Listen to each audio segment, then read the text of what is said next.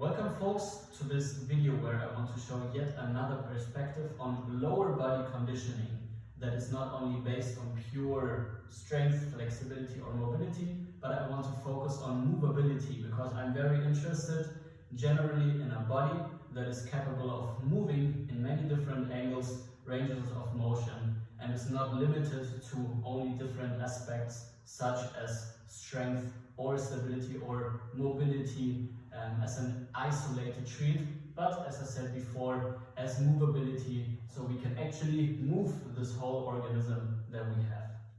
As you might know, my personal interest as a movement practitioner lies into dance and acrobatics and ways of entering the floor, exiting the floor, using different methods, ideas and strategies to have a communication with the floor and gravity. And while practicing and exploring, I came up with this very nice drill that you can also transfer into many other disciplines or generally use to mobilize and condition your lower body. So while the whole conditioning drill will take place in the floor, I want to use the standing position just to explain a little bit more the mechanics or the functioning of this whole exercise. Now, if we will go in a wide stance position and shift our weight from one side to the other, we can either do this by pressing into the floor with one leg and shifting our weight to the other side, or by pulling ourselves actually with our musculature of the leg to the other side, or use both of these motions to go seamlessly and fluidly from side to side. And this is basically also the mechanics that we want to use in the floor exercise later on. For this conditioning drill, it is best to work on a hard and slippery surface, just like wood. If there is too much friction, too much grip on the surface, this particular drill won't work too well. And then also make sure to wear long clothes, long slippery shorts or pants, and then also a slippery shirt, so you have a little bit more freedom to move later on. Now, the first position that I want you to get in is this very basic 90-90 position or figure 4 position. For now, it doesn't matter too much if you are a little bit narrow together with your legs or a little bit further apart. Just make sure to not go fully in and fully spread at the beginning. As I said before, the analogy in standing was using the feet to push and pull yourself into different kind of positions.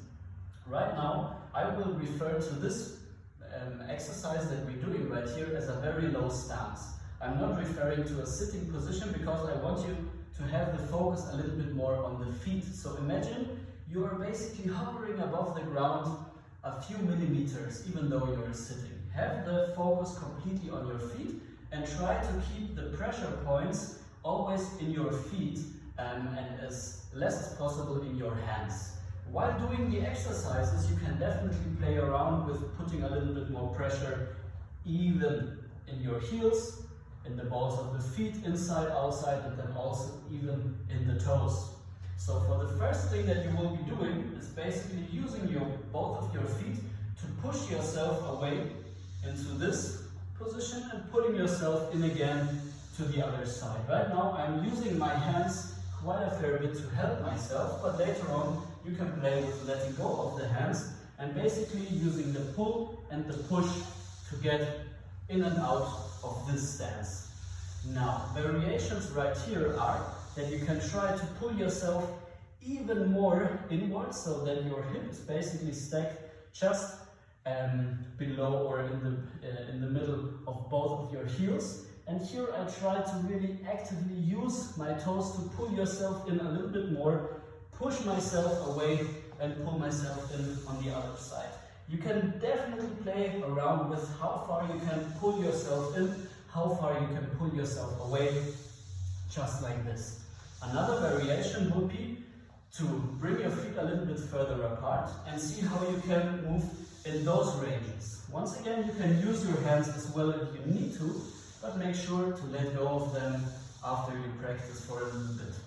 Really have your intention on both of your legs and try to develop an awareness which kind of musculature is working and in which position. Really focus all of your attention in your lower body.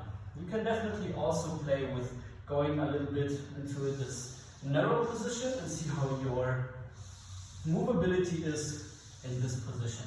For the next variation, I want you to let go of the idea of rotating your hips from left to right, but keeping them quite neutral in this range and only using your feet right now to pull yourself straight forwards into this position and pressing yourself back again. Now, what I like to do in this movement right here is try to keep my upper body hovering above an imaginary point on the floor, so you can basically move around this point right here instead of moving your upper body too much. So from the side it would look something like this. My imaginary point is right here, and I try to keep my chest above this point, and therefore I just work a different kind of mobility in my lower body. You can do this with your feet a little bit further apart. It might be harder this way, so maybe use some of your fingers, and you can also do exactly the same thing with your feet very closely together, just like so. Now that you have a basic idea of how this conditioning exercise works, I want to give you further ideas and inspirations and basically show you an own exploration using all of these variations, and then also switching from this very low stance into maybe a little bit more upright stance and moving across different levels to further moving my hips. Junto al agua azul de Ipacaraí, tú cantabas triste por el camino, viejas melodías en guaraní, y con el embrujo de tus canciones iba renaciendo tu amor en mí,